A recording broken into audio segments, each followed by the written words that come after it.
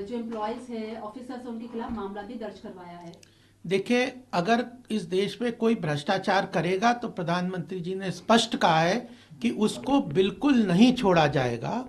उसके ऊपर investigation agencies अपना काम करेंगी, और चाहे वो किसी भी पद पे हो, चीफ मिनिस्टर हो, चाहे कोई भी हो, उसको बिल्कुल नहीं बख्शा जाएगा, एक्शन लिया जाएगा। भ्रष्टाचार के खिलाफ प्रधानमंत्री पूरी तरह से समूल नष्ट करने के लिए आगे पूरी तरह से प्रतिबद्ध है।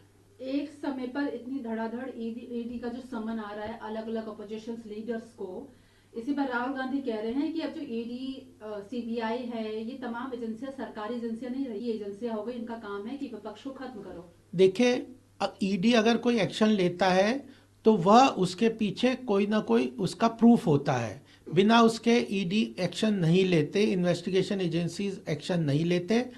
जो अपोजिशन लीडर्स एक के बाद एक भ्रष्टाचार में लिप्त थे, उनके ऊपर कार्रवाई हो रही है। यह अपने आप में प्रूफ है कि उन लोगों ने देश को लूटने का काम जब वो सत्ता में थे किया है, और अब उनके ऊपर ये जो कार्रवाई हो रही है, तो चोर चोर मौसेरे भाई की बातें करने की तरह से वो आगे बढ़ रहे हैं। ममता दीदी कह रही है कि राजनीति के लिए मैं कभी भी ऐसे काम नहीं करती हूँ, लेकिन जैसे चुनाव आते हैं कुछ पार्टियां चहकने लगती है, मैं बीजेपी, उनकी लड़ाई जारी रहेगी बीजेपी के साथ। देखिए, वो प्रजातंत्र से लड़ रही हैं ममता बनर्जी।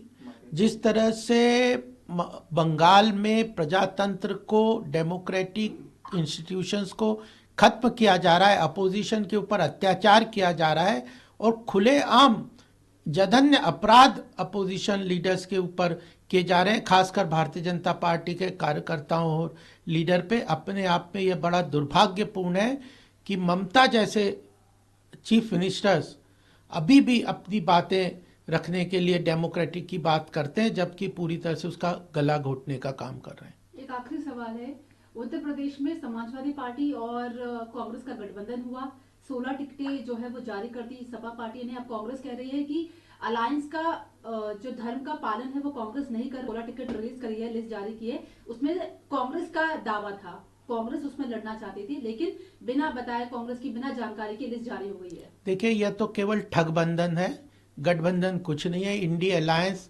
अपने अपने नेताओं को बचाने के लिए काम कर रहे हैं, या फिर किसी तरह अपने व्यक्ति को प्रधानमंत्री बनाने के उम्मीद पे आगे बढ़ रहे हैं। मोदी हटाओ एक ही नारा है, देश को डुबाओ एक ही नारा उनका है। कोई दिशा है न उनकी कोई दशा है। यह ठगबंधन आगे चलने वाला नहीं है, यह बिल्कुल स्पष्ट है।